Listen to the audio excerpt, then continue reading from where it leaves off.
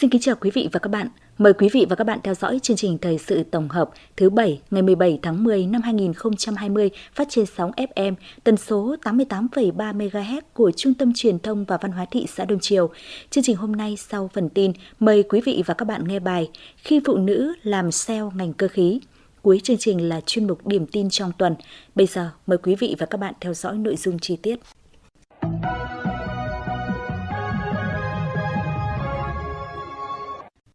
Đồng chí Nguyễn Khắc Dũng, Ủy viên Ban Thường vụ Thị ủy, Phó Chủ tịch Ủy ban Nhân dân thị xã, trưởng ban đại diện Hội đồng Quản trị Ngân hàng Chính sách Xã hội thị xã vừa chủ trì hội nghị đánh giá kết quả hoạt động của Ban đại diện Hội đồng Quản trị Ngân hàng Chính sách Xã hội thị xã 9 tháng năm 2020 và triển khai phương hướng nhiệm vụ 3 tháng cuối năm 2020. Tới dự hội nghị còn có các đồng chí lãnh đạo đại diện cho chi nhánh Ngân hàng Chính sách Xã hội tỉnh. 9 tháng qua, đồng chí trưởng ban đại diện Hội đồng Quản trị Ngân hàng Chính sách Xã hội thị xã luôn phát huy tốt vai trò trách nhiệm trong việc chỉ đạo sát sao quyết liệt để thực hiện các chỉ tiêu kế hoạch về nguồn vốn, sử dụng vốn và giám sát việc thực hiện các chương trình tín dụng chính sách, đảm bảo việc phân bổ nguồn vốn về cấp xã được dân chủ, công khai kịp thời.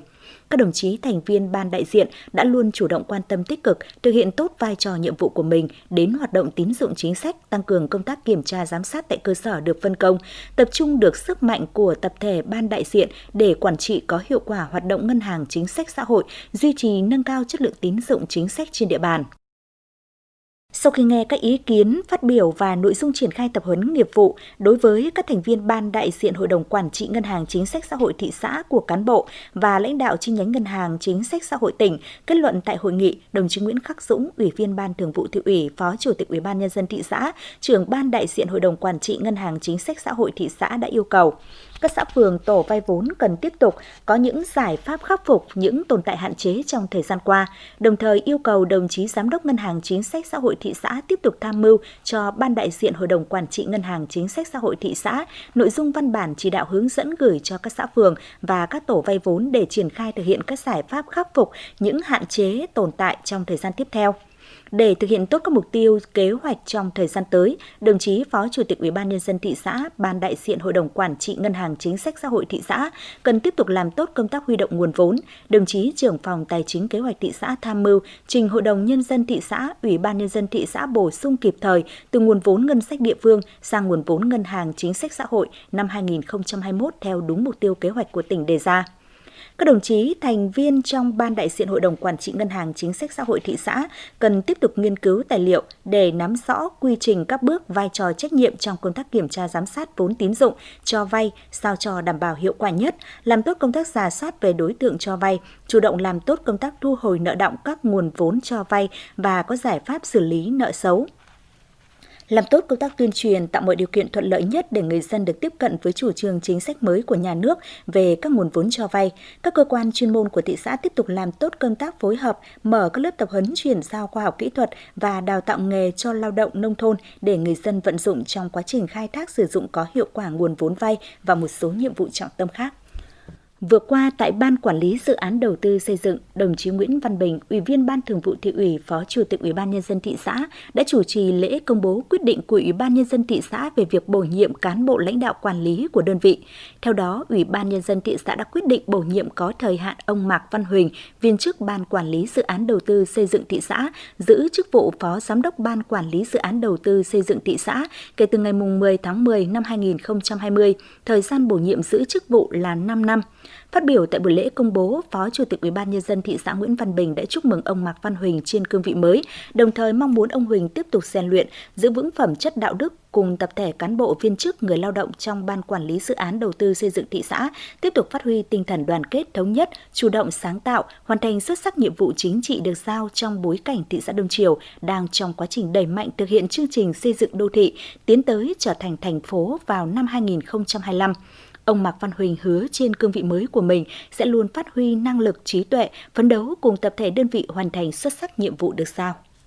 Phó Chủ tịch Ủy ban Nhân dân thị xã Nguyễn Quang Đán vừa đi kiểm tra an toàn một số hồ đập trên địa bàn trong điều kiện có diễn biến phức tạp của thời tiết những ngày qua. Đoàn đã đi kiểm tra thực tế tại các hồ đập Tân Yên, Yên Dưỡng, xã Hồng Thái Tây, hồ Nội Hoàng, phường Hoàng Quế, đập Bến Châu, Trại Lốc, xã Bình Khê và đập Đá Trắng, xã Tràng Lương. Qua kiểm tra cho thấy do đã chủ động đảm bảo các yếu tố an toàn cũng như công tác đầu tư sửa chữa nâng cấp thời gian qua, nên đến thời điểm này, hầu hết các hồ đập trên địa bàn thị xã đều đảm bảo an toàn, chưa xuất hiện các yếu tố gây nguy hiểm. Phó Chủ tịch Ủy ban Nhân dân thị xã Nguyễn Quang Đán lưu ý các cơ quan chuyên môn và đơn vị quản lý hồ đập cần hết sức quan tâm, chú ý đến sự an toàn của hồ đập trong thời gian xuất hiện bão lũ như hiện nay. Ngoài việc đảm bảo hoạt động của các trang thiết bị máy móc, bố trí lực lượng thường trực 24/24 giờ tại các hồ đập, đơn vị quản lý là công ty trách nhiệm hữu hạn một thành viên Thủy lợi Đông Triều cần quản lý tốt việc người dân ra vào và có các hoạt động trong khu vực hồ đập, đặc biệt là tại các khu vực tràn xả lũ, đồng thời rà soát các hộ gia đình hiện đang sinh sống trong lưu vực của các hồ đập, báo cáo Ủy ban Nhân dân thị xã để có phương án hỗ trợ di chuyển, đảm bảo an toàn tính mạng, tài sản người dân, không để xảy ra các sự cố đáng tiếc khi mưa lũ xảy ra. Hội Nông dân và Hội Liên hiệp Phụ nữ phường Hoàng Quế vừa phối hợp tổ chức chương trình giao lưu văn nghệ chào mừng kỷ niệm 90 năm ngày thành lập Hội Nông dân Việt Nam và 90 năm ngày thành lập Hội Liên hiệp Phụ nữ Việt Nam. Đêm giao lưu văn nghệ có sự tham gia của 16 tiết mục do các diễn viên không chuyên là hội viên phụ nữ, hội viên nông dân đến từ các chi hội, câu lạc bộ khiêu vũ của các khu phố trên địa bàn phường Hoàng Quế biểu diễn. Thông qua chương trình nhằm khơi dậy và cổ vũ phong trào thi đua lập thành tích trong các cán bộ hội viên phụ nữ nông dân ở các chi hội trên địa bàn phường, góp phần bảo tồn và phát huy các giá trị văn hóa truyền thống của dân tộc, đồng thời tạo sân chơi diễn đàn giao lưu văn hóa văn nghệ, học hỏi kinh nghiệm tổ chức các hoạt động tuyên truyền nhằm thực hiện tốt nhiệm vụ phát triển văn hóa xã hội ở địa phương, góp phần tích cực xây dựng nông thôn mới nâng cao, xây dựng quê hương Hoàng Quế ngày càng giàu đẹp văn minh. Chiều ngày 15 tháng 10, Công an thị xã Đông Triều đã bắt đối tượng Khổng Quốc Anh sinh năm 1991, nơi đăng ký hộ khẩu thường trú tại khu Yên Lâm 4, phường Đức Chính, thị xã Đông Triều, chỗ ở hiện nay tại khu La Dương, phường Hưng Đạo, thị xã Đông Triều, là hung thủ của vụ giết người cưỡng hiếp xảy ra vào chiều cùng ngày tại khu Mỹ Cụ 2, phường Hưng Đạo, thị xã Đông Triều. Theo thông tin, khoảng 13 giờ 20 phút ngày 15 tháng 10, tại gia đình bà Lê Thị Hoài sinh năm 1972 ở khu Mỹ Cụ 2, phường Hưng Đạo, thị xã Đông Triều, trong khi bà Hoài đang bán hàng tạp hóa thì bị một đối tượng nam thanh niên dùng dao khống chế và cắt vùng cổ, gây thương tích phải đi cấp cứu ở trung tâm y tế thị xã Đông Triều. Ngay sau khi nhận được tin báo, Công an thị xã Đông Triều đã huy động tối đa lực lượng tiến hành bảo vệ hiện trường, tiến hành các bước điều tra, tập trung rà soát khoanh vùng các đối tượng trên địa bàn. Qua rà soát, Công an thị xã Đông Triều đã xác định được đối tượng nghi vấn là Khổng Quốc Anh sinh năm 1991, nơi đăng ký hộ khẩu thường trú tại khu Yên Lâm 4, phường Đức Chính, thị xã Đông Triều, chỗ ở hiện nay tại khu La Dương, phường Hưng Đạo, thị xã Đông Triều.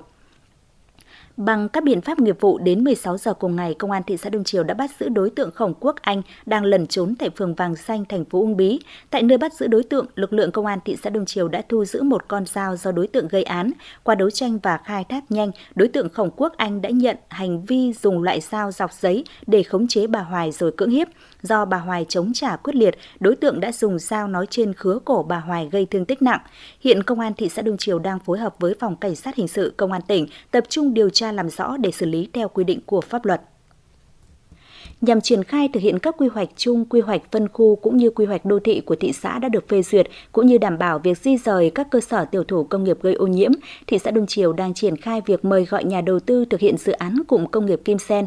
Cụm công nghiệp Kim Sen trên địa bàn thị xã được hình thành từ những năm 2003 với quy mô 70,78 ha, trong đó đất sản xuất công nghiệp 48,24 ha, chiếm 68,15%. Đến nay, đã có 9 doanh nghiệp đầu tư tại cụm với diện tích 35,57 ha, tỷ lệ lấp đầy 73,7%. Phần diện tích còn lại là các diện tích đất có khả năng huy động để phát triển công nghiệp. Khu kỹ thuật gồm trạm xử lý nước thải, khu tập trung, trung chuyển chất thải rắn, trung tâm hành chính dịch vụ, đất cây xanh, đất giao thông, hạ tầng kỹ thuật. Theo đánh giá, tại cụm công nghiệp Kim Sen, hạ tầng dùng chung đã được đầu tư nhưng còn manh mún. Nguồn vốn ngân sách của địa phương không đủ cân đối để thực hiện đầu tư đồng bộ hạ tầng kỹ thuật của cụm công nghiệp theo dự án được duyệt, do đó cần thiết phải mời gọi đầu tư. Tuy nhiên, đến thời điểm này, việc mời gọi nhà đầu tư gặp nhiều khó khăn do quỹ đất huy động cho việc kinh doanh của nhà đầu tư còn ít. Phần diện tích đất còn lại của cụm công nghiệp Kim Sen đã được phê duyệt quy hoạch phân khu, chưa được giải phóng mặt bằng.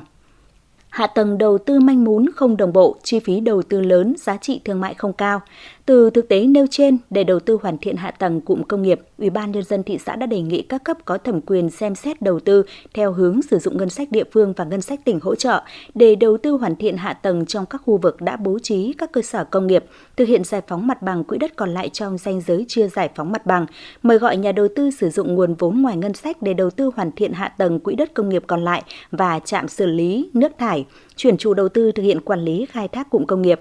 Quy mô đầu tư các hạng mục để hoàn thiện hạ tầng tại cụm công nghiệp Kim Sen gồm xây dựng đường bê tông 3 tuyến chính dài hơn 2,5 km vào các khu công nghiệp đảm bảo yêu cầu tải trọng cho cụm công nghiệp, xây dựng hệ thống cống thoát nước thải có tổng chiều dài hơn 4 km, xây dựng hệ thống bể xử lý nước thải bằng công nghệ ngăn lọc kỵ khí. Tổng mức đầu tư là 55,8 tỷ đồng. Hiện nay, Ủy ban Nhân dân thị xã đang tích cực hoàn thiện các thủ tục cần thiết để tiến tới triển khai đầu tư hạ tầng kỹ thuật tại cụm công nghiệp Kim Sen nhằm đảm bảo lấp đầy các diện tích đã quy hoạch cho phát triển công nghiệp cũng như phục vụ cho việc di rời các cơ sở tiểu thủ công nghiệp gây ô nhiễm trên địa bàn thị xã. Quý vị và các bạn đang nghe chương trình thời sự phát thanh của Trung tâm Truyền thông và Văn hóa thị xã Đông Triều. Chương trình được phát trên sóng FM tần số 88,3 MHz.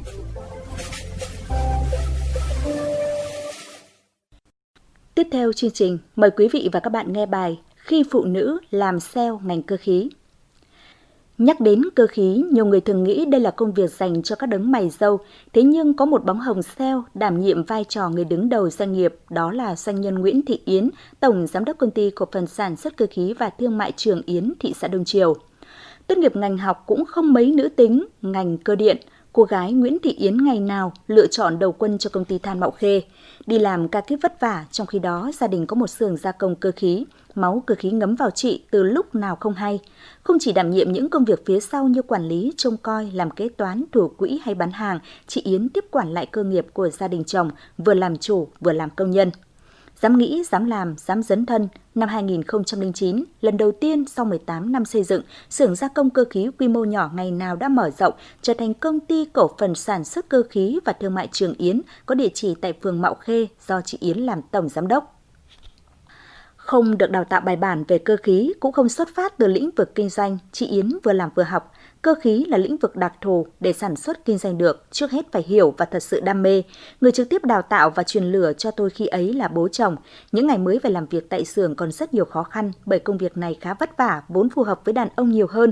Chính sự động viên hướng dẫn tận tình của bố khiến tôi có những bước đi đầu tiên, trực tiếp bắt tay vào sản xuất, rồi nắm bắt thị trường, phán đoán thị hiếu, tâm lý khách hàng. Doanh nhân Nguyễn Thị Yến chia sẻ.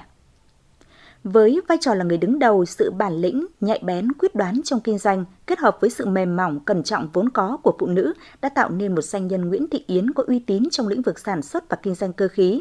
Trực tiếp đến các công trường kiểm tra tiến độ và chất lượng thi công các công trình, chị Yến không cho phép bất cứ sai sót nào trong các sản phẩm của công ty.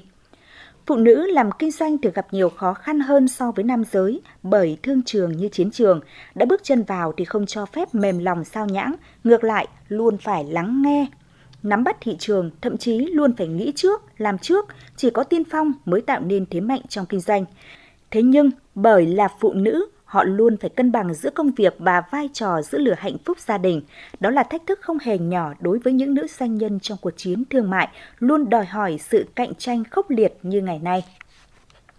Vừa làm chủ doanh nghiệp doanh nhân, Nguyễn Thị Yến còn đảm nhiệm chức danh Phó Chủ tịch Hiệp hội Doanh nghiệp thị xã Đông Triều, làm tốt vai trò kết nối doanh nghiệp, gắn kết doanh nghiệp với chính quyền, không chỉ góp phần tăng thu ngân sách địa phương, tạo việc làm thường xuyên với mức lương đảm bảo cho gần 300 lao động địa phương, nữ doanh nhân Nguyễn Thị Yến còn rất tích cực trong các hoạt động nhân đạo từ thiện và tham gia tích cực vào các hoạt động của Hội Liên hiệp Phụ nữ phường Mạo Khê. Với những đóng góp tích cực ấy, nhiều năm liên tục, chị Nguyễn Thị Yến đã được Hội Liên hiệp Phụ nữ tỉnh, Ủy ban Nhân dân thị xã Đông Triều tặng giấy khen về thành tích xuất sắc trong phong trào thi đua. Quý vị và các bạn vừa nghe bài Khi phụ nữ làm sale ngành cơ khí. Chuyên mục Điểm tin trong tuần. Trong chuyên mục điểm tin trong tuần hôm nay, mời quý vị và các bạn cùng điểm lại những tin tức đáng chú ý sau đây. Chiều ngày 14 tháng 10, Thị ủy đã tổ chức hội nghị gặp mặt kỷ niệm 90 năm ngày truyền thống các ban xây dựng Đảng và văn phòng cấp ủy. Tại buổi gặp mặt, các đại biểu đã cùng nhau ôn lại truyền thống 90 năm ngày truyền thống của ba ngành là tổ chức dân vận và văn phòng cấp ủy, trong đó nhấn mạnh cùng với sự ra đời và phát triển của các ban xây dựng Đảng và văn phòng cấp ủy cả nước, các ban xây dựng Đảng và văn phòng Thị ủy Đông Triều đã không ngừng lớn mạnh về mọi mặt và làm tốt công tác tham mưu, phục vụ cấp ủy Đảng trong công tác lãnh đạo chỉ đạo triển khai thực hiện thắng lợi các nhiệm vụ chính trị đề ra. Nhân dịp này, các cá nhân có nhiều đóng góp cho công tác dân vận và văn phòng đã vinh dự được trao tặng kỷ niệm chương vì sự nghiệp công tác dân vận của Đảng và kỷ niệm chương vì sự nghiệp văn phòng cấp ủy. Sáng ngày 13 tháng 10, nhân ngày Doanh nhân Việt Nam, đồng chí Phạm Văn Thành, Bí thư Thị ủy, Chủ tịch Ủy ban Nhân dân thị xã đã đi thăm và tặng quà chúc mừng Hiệp hội Doanh nghiệp thị xã và Công ty trách nhiệm hữu hạn Hà Lan, Công ty cổ phần Tập đoàn Hoàng Hà. Tặng hoa và chúc mừng các công ty, thay mặt lãnh đạo thị xã, đồng chí Bí thư Thị ủy đã bày tỏ phấn khởi và đánh giá cao những nỗ lực cố gắng khắc phục khó khăn của các công ty trong thời gian qua để vươn lên trong hoạt động sản xuất kinh doanh, đóng góp rất lớn vào sự phát triển kinh tế xã hội của thị xã. Trong năm 2020, với tình hình phức tạp của dịch bệnh COVID-19, song các doanh nghiệp vẫn ổn định sản xuất kinh doanh, tạo ra nhiều sản phẩm hàng hóa, đóng góp vào sự phát triển chung của thị xã. Nằm trong chuỗi các hoạt động chào mừng kỷ niệm 90 năm ngày thành lập Hội Liên hiệp Phụ nữ Việt Nam và hưởng ứng tháng cao điểm vì người nghèo năm 2020, Hội Liên hiệp Phụ nữ thị xã Đông Triều đã tổ chức trao nhà mái ấm tình thương và tặng quà cho hội viên phụ nữ nghèo có hoàn cảnh khó khăn trên địa bàn thị xã. Đó là chị Vũ Thị Hồng ở thôn Trại Lốc 1, xã An Sinh. Hội Liên hiệp Phụ nữ thị xã Đông Triều đã bàn giao cho chị một ngôi nhà mái ấm tình thương có diện tích 60 m². Ngoài ra, trong tuần trên địa bàn thị xã cũng đã diễn ra nhiều tin tức đáng chú ý khác.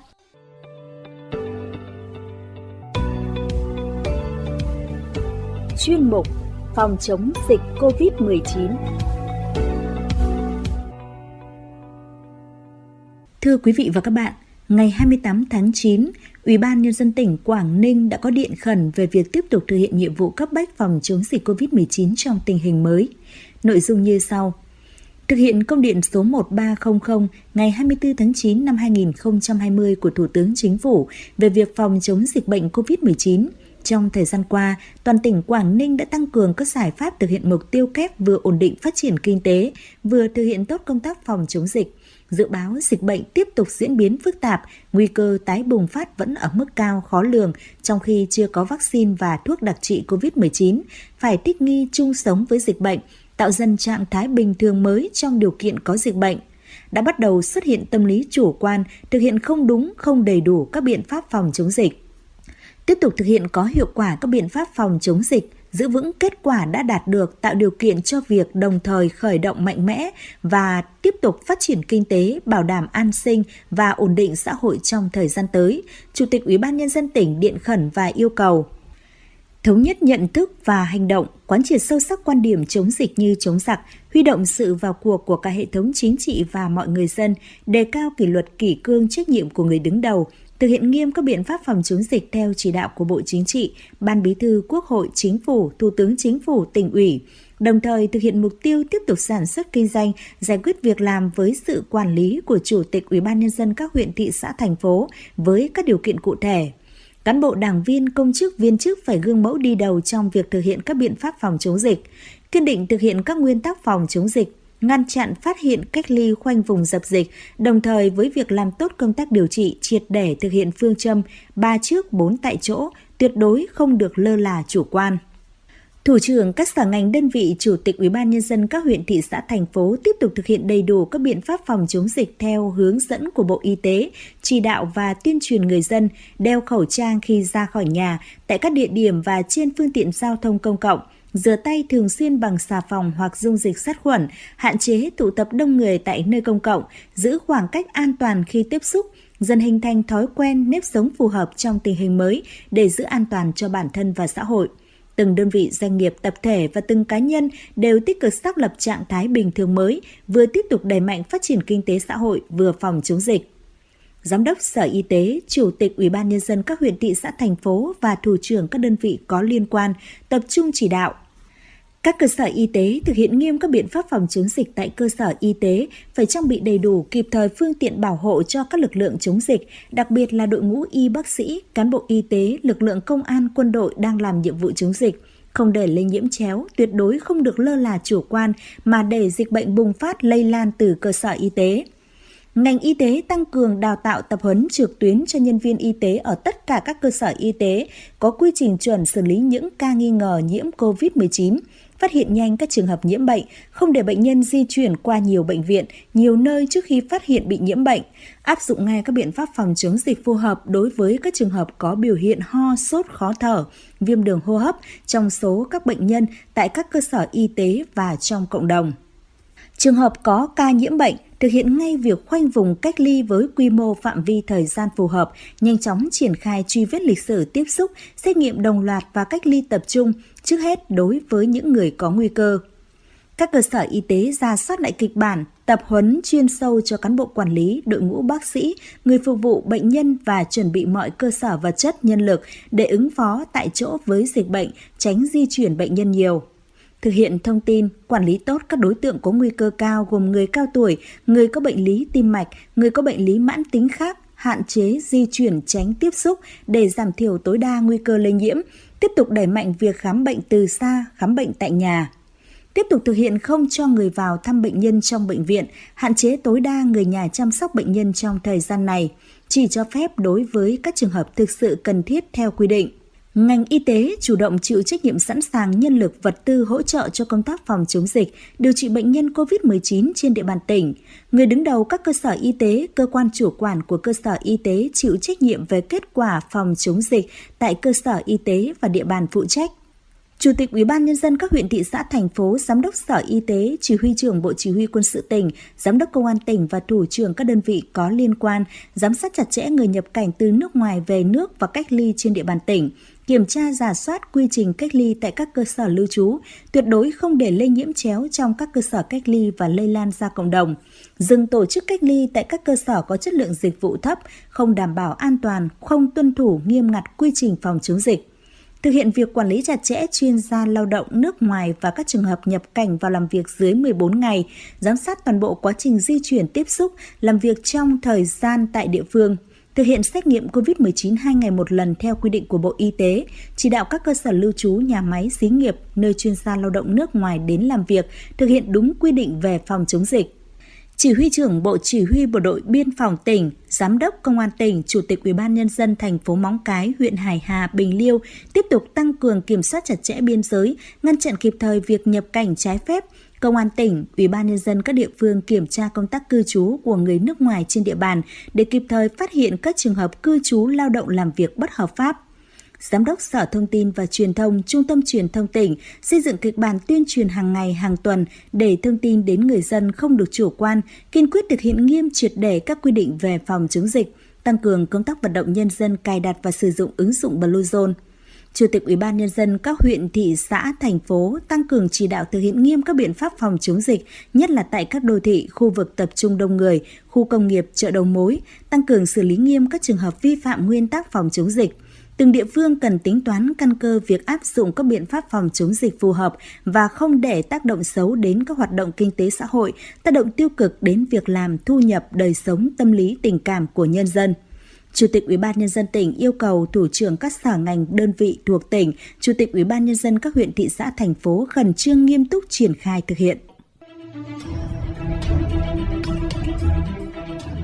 Hãy cài đặt ứng dụng Bluezone để bảo vệ bản thân và cộng đồng. Cùng cài đặt ứng dụng Bluezone, nếu có một người bị nhiễm COVID-19 thì những người đã tiếp xúc gần với người bị nhiễm trong vòng 14 ngày trước đó sẽ sớm được thông báo và được cơ quan y tế hỗ trợ sớm nhất, tránh lây lan cho người thân, gia đình và cộng đồng. Khi địa phương có trên 50% số người có điện thoại thông minh cài đặt ứng dụng Bluezone thì sẽ dễ dàng xác minh được người có tiếp xúc gần với người nhiễm COVID-19. Khi đó, cơ quan y tế sẽ khoanh vùng chính xác hơn, phạm vi cách ly sẽ hợp lý hơn, không cần thiết phải cách ly hàng nghìn người như trước đây.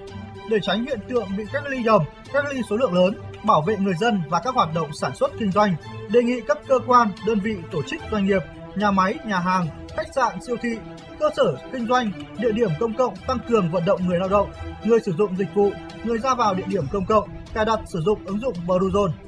để không còn những kỳ nghỉ học dài bất đắc dĩ, các trường phổ thông, trung cấp, cao đẳng, đại học đề nghị phụ huynh học sinh và sinh viên cài đặt, sử dụng ứng dụng Bluezone. Bệnh viện là nơi có nguy cơ lây nhiễm cao, đề nghị bệnh nhân và người đến thăm khám sức khỏe cài đặt, sử dụng ứng dụng Bluezone. Hiện nay các doanh nghiệp viễn thông trên địa bàn đang cùng với đoàn thanh niên và các tổ chức đoàn thể trong hệ thống chính trị ở cơ sở triển khai hỗ trợ, hướng dẫn người dân cài đặt sử dụng ứng dụng Bluezone tại các điểm tập trung và đến từng hộ gia đình. Đề nghị người dân và các hộ gia đình hãy cùng hợp tác và ủng hộ. Mỗi người dân hãy tự giác cài đặt, sử dụng ứng dụng Bluezone cho mình và đề nghị người tiếp xúc với mình cài đặt, sử dụng ứng dụng Bluezone. Đây là hành động nhỏ có ý nghĩa lớn, thiết thực góp phần hiệu quả phòng chống dịch bệnh COVID-19. Hãy cùng nhau nâng cao thứ hạng của tỉnh nhà trên bảng xếp hạng cài đặt ứng dụng Bluezone trong cả nước.